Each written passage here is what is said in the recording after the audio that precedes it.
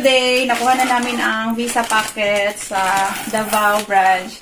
And actually, nag-pay kami last November 19. Nag-send kasi nag-email ang US Embassy regarding sa payment details. Then, check ko kahapon, or no, 2 days ago, I checked my email. Then, nakita ko doon na nagbigay na sila ng tracking details. So, upon checking it, nakita ko na departed na siya last November 22 at 5:30 a.m. sa Manila Hub. So, kahapon, last night, November 24, we received a text from Togo na ready for pick-up na siya, ang visa packets. And today, November 25, 2025, kinuha na namin sa Togo, sa Davao branch sa SM.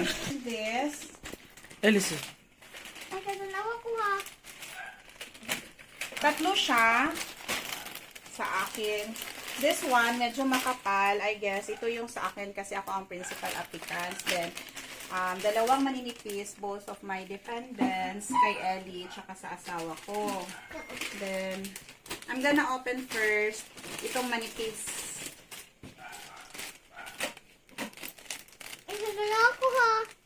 Oo nga pala, we had our interview sa USM Manila last November 14 at 6:30 a.m. So, right after the interview, the consul said, congratulations, your visa is approved. I'm gonna send your visa packets. Just wait for about 1 to 2 weeks for the arrival of your visa packets. So, ayun.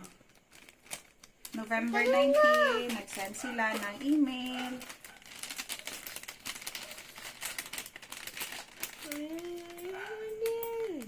Doon ko ba?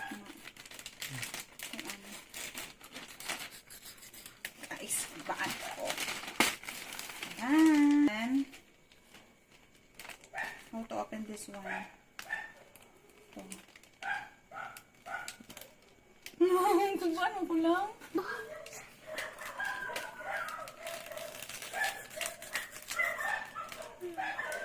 So, November 14, 2025 is Friday. Then, Saturday and Sunday off ang US Embassy. Kaya lang, last November 17 and 18, closed ang metro, nag-holiday ang US Embassy kasi may rally ang mga INC or ila. So, the next day, November 19, that's the time na na-process na nila ang pag-send ng documents namin. Open na! This is from Visa Parkal. Parkal pala. Doon nila sinend. Then, ang Parkal na mismo ang nag-send sa Togo. Honey. Hot. Guys.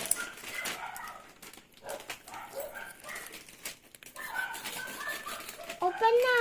Yeah, I'm gonna open this one, Ellie. Let's see kung Ako, surprise na ako. ito, Ellie. Surprise na ako. We paid 600 each in every visa packet. Then, pag-present namin doon kanina, dinala ko lang yung printed copy ng payment details namin tatlo. Then, nga pala, maghingi sila ng valid IDs. Government valid IDs.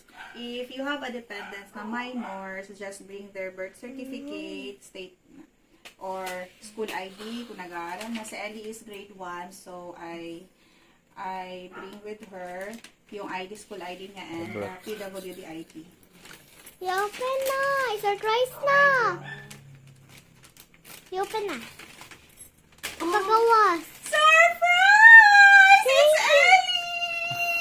It's me. Yeah, it's you!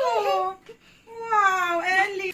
Anyway, may important notice siya. So, to be opened only by United States Immigration or Public Health Service Officer. This is your visa.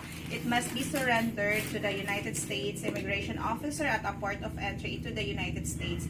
So, do not pack it. It must be hand-carried. So, sa hand-carry luggage namin to ilagay. So, port of entry namin is sa Dallas. So, doon namin to i-surrender or i-present sa kanila upon our arrival. So, ayan na.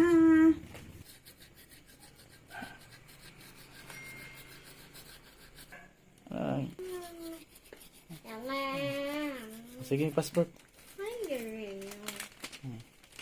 I'm gonna get Ellie's passport na. Diba? Oh, Okay na. this is Ellie's passport. Ay, ito pa lang Welcome. dito. So, I'm gonna check the sticker, the visa. Where is it? Here, ayan! Andi, ayaw lang, picture ko na. Ang madito sa ko na. United Ano States ba? of America. Oy, Ellie! You're going to America na soon. Oh, look at this one. Oh, so we have here, immigrant visa. Ang details kay IV case number, the NVC case. Thank you very much for watching us. Don't forget to like and subscribe. So, mag-upload pa kami ng another videos regarding sa medical, dun sa St. Luke's, our VAC, and our interview. So, thank you guys. See you.